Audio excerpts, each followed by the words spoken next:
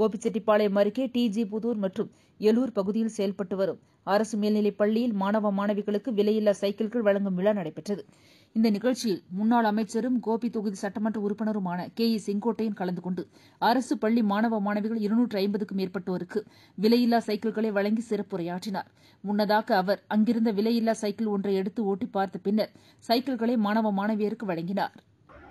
பல்வேறு கல்லூரியில் படிக்கிற மாணவர்கள் அழைத்து வந்து ஒரே நேரத்தில் 2-3 மணி நேரத்திலே உங்களுக்கெல்லாம் அந்த ஐடென்ஸ் தெரிந்து கொள்வதற்கு. ஏனென்று சொன்னால் சில பேருக்கு பார்த்தா தெரியாது, கண் மங்களா இருக்கு, சில பேருக்கு டிஸ்டன்ஸ் வச்சு படிக்கணும், சில பேருக்கு கிட்ட வச்சு படிக்கணும். சில மாணவர்கள் படித்துக் கொண்டிருக்கிற போதே 1 மணி நேரத்திலே கண்ணீர் வரும்.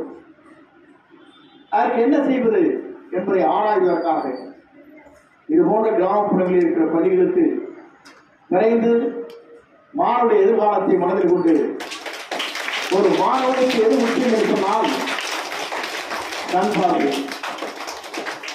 எத்தனையோ பேர் இன்றைக்கு இருக்கிறார்கள் கண் பார்வையற்றவர்கள்.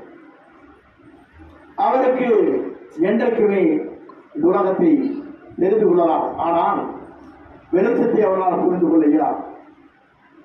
இருக்கின்ற மாணவருடைய நிலைகளை பெற்றோர்களுக்கு தெரியாது. நீ போய் படிப்பாங்க, பல பேர் தெரிந்து கொள்ள வேண்டும்.